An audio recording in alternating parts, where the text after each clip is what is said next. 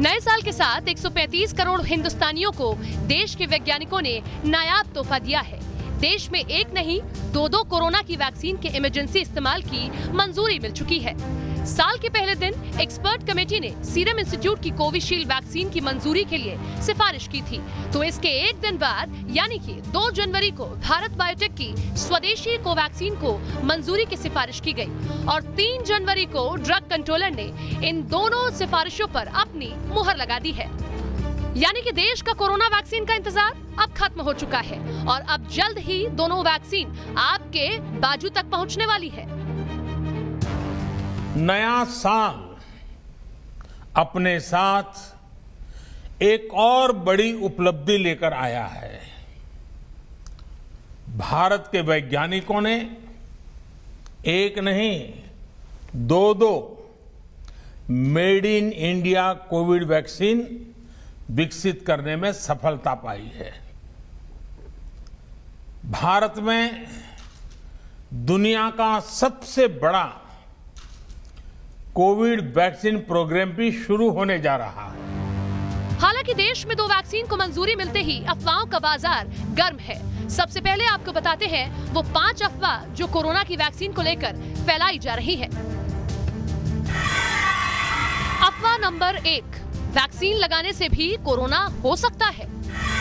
अफवाह number 2, vaccine से कोई दूसरी जानलेवा बीमारी हो सकती है। अफवाह नंबर 3, वैक्सीन मुसलमानों की जनसंख्या बढ़ने से रोकने की साजिश है। अफवाह नंबर 4, कोरोना वैक्सीन लगाने से नपुंसकता हो सकती है। अफवाह नंबर 5, कोरोना वैक्सीन में सुअर के मांस का अंश है। एक तरफ आज पूरा देश इस बात का जश्न मना रहा है कि कोरोना को हराने के लिए टीका आ चुका है। देश में बने टीके को वैक्सीन को मंजूरी मिल गई है, लेकिन दूसरी तरफ ऐसे लोग भी हैं जिन्हें इस स्वदेशी कोरोना वैक्सीन पर भरोसा नहीं है।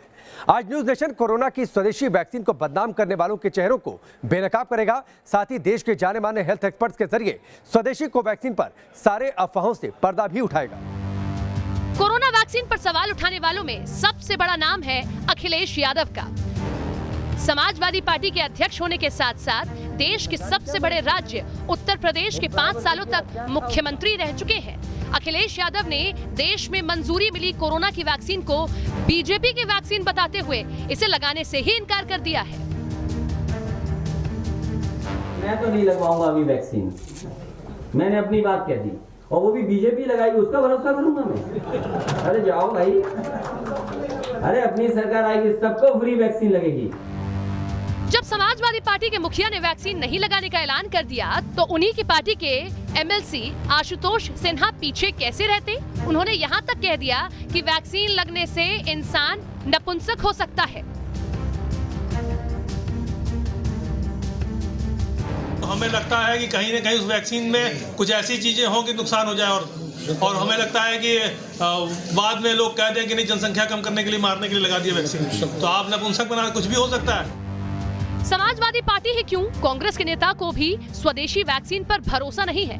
खादी की बात कहने वाली कांग्रेस को लेकर हम ऐसा क्यों कह रहे हैं, तो आप खुद बिहार से कांग्रेस के विधायक अजीत शर्मा का ये बयान सुन लीजिए। दोनों वैक्सीन को लेकर आम आदमी के बीच कुछ संशय भी है।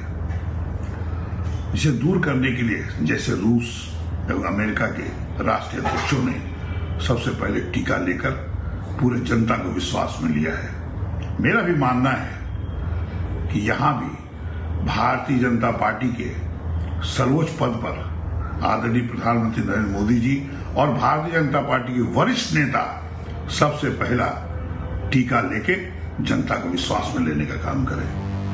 इसके पहले कांग्रेस नेता शशि थरूर और जयराम रमेश ने भारत बायोटेक की देसी वैक्सीन पर सवाल उठाए थे और कोवैक्सीन को डीसीजीआई मंजूरी को लेकर निशाना साधा था। कोवैक्सीन ने अभी फेज 3 के ट्रायल पूरे नहीं किए हैं। ऐसे में इसे मंजूरी देना चिंताजनक हो सकता है। पूरे ट्रायल खत्म होने तक इसके इस्तेमाल से भी बचना चाहिए। मैंने कभी सेना के शौर्य पर सवाल नहीं उठाए और अधिक भारतीय वैक्सीन को मंजूरी मिलने पर मैं गौरवान्वित महसूस करूंगा, लेकिन 3 चरणों के परीक्षण के बाद ही ये बात साफ हो सकेगी कि वो सुरक्षित है और प्रभावी है। इस बीच वैक्सीन का विरोध करने वालों पर केंद्रीय मंत्री गिरिराज सिंह ने पलटवार किया है। गिरिराज सिंह ने इसे आत्मनिर्भर भारत से जोड़ते हुए कहा कि जो आज वैक्सीन का विरोध कर रहे हैं वो छिपकर वैक्सीन लगवा लेंगे। जो लोग आज कोरोना के भय से जी रहे थे उनके लिए एक सुखद समाचार है और इसे राजनीति से न जोड़ें, वैज्ञानिकों को गाली देने के न दें, सम्मान करें, सम्मान करने के बजाय उनको गाली न दें। अखिलेश यादव जी ने कोविड-19 के वैक्सीन को लेकर जिस प्रकार का बयान दिया है वो न केवल गैर जिम्मेदाराना बयान है बल्कि कहीं न कहीं जनता के बीच में एक भ्रम फैलाने की कोशिश भी की है और राजनीति करने की कोशिश की है। वैक्सीन जैसे गंभीर मसले पर किसी प्रकार की राजनीति ये उचित नहीं है, ये अधर्म है, ये अनुचित है। राजनीति इसमें कभी नहीं होनी चाहिए और वैज्ञानिकों का जो अपमान किया है ये कहकर कि ये वैक्सीन बीजेपी की वैक्सीन है, ये बिल्कुल उचित बयान नहीं है। अखिलेश यादव जी को इसके लिए न केवल अपने बयान को रिट्रैक्ट करना चाहिए अपितु उन्हें क्षमा याचना करनी चाहिए हिंदुस्तान की जनता के सामने। कोरोना की वैक्सीन पर विपक्ष के सवालों का जवाब तो सरकार की ओर से लगातार दिया ही जा रहा है, लेकिन न्यूज नेशन पूछ रहा है, नेताजी अफवाह फैलाएंगे तो लोग कहां जाएंगे? वैक्सीन के खिलाफ झूठी बातें क्यों फैलाई जा रही हैं?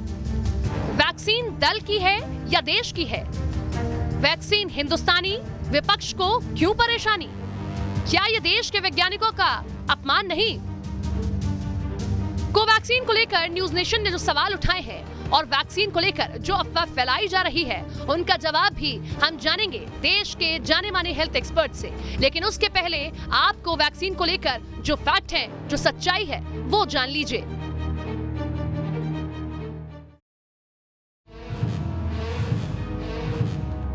जाहिर है भारत में बनी जिस कोवैक्सीन को DCGI ने 100% से ज्यादा सुरक्षित बताया है उसे मंजूरी मिलना कोरोना के खिलाफ जारी ग्लोबल वॉर में हिंदुस्तान के लिए किसी बड़ी कामयाबी से कम नहीं है। रूस, अमेरिका, चीन और ब्रिटेन के बाद भारत अपना खुद का कोरोना टीका बनाने वाला देश बन गया है।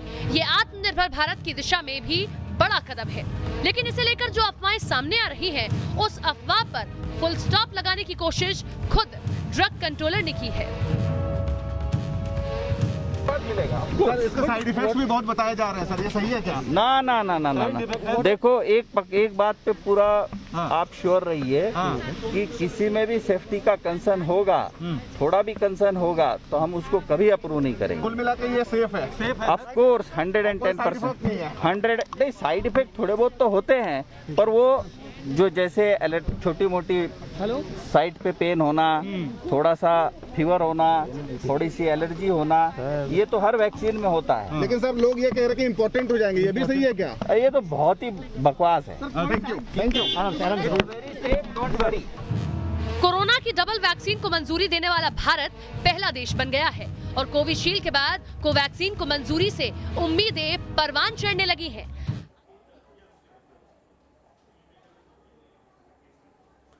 आइए अब आपको यह समझाते हैं कि देश की वैक्सीन विदेशी वैक्सीन के मुकाबले सुरक्षित क्यों है, क्योंकि हमने कुछ डेटा आपके लिए कलेक्ट किया है।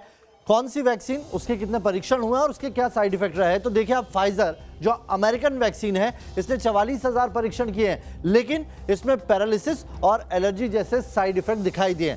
उसके बाद आती है कोवैक्सीन जो पूरी स्वदेशी वैक्सीन है, भारत में ही तैयार की गई है, भारत में ही इसे इजाद किया गया है। ये वैक्सीन के परीक्षण हुए हैं 25,800 और इसमें कोई साइड इफेक्ट नहीं हुआ। उसके बाद कोविशील्ड जिसे भारत में मंजूरी दी गई, मेक इन इंडिया प्रोडक्ट है, इसे सीरम इंस्टीट्यूट ने बनाया है, ब्रिटेन की वैक्सीन है, 20,000 से ज्यादा इसके परीक्षण हुए हैं और इसका भी कोई साइड इफेक्ट नहीं है। ये बताता है कि भारत में बनी ये दोनों वैक्सीन पूरी तरह से सुरक्षित है।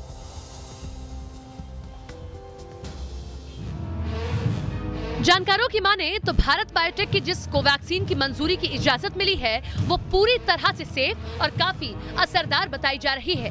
कई शहरों में इस वैक्सीन का ट्रायल तीसरे फेज में चल रहा है। कोवैक्सीन को सारे जहां से अच्छा क्यों कहा जा रहा है, अब इसे भी समझिए।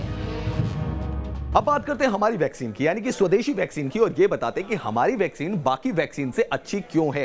तो उस पर भी एक नजर डाल लेते हैं कि भारत की जो वैक्सीन है, स्वदेशी जो वैक्सीन है, वो इतनी कारगर क्यों है।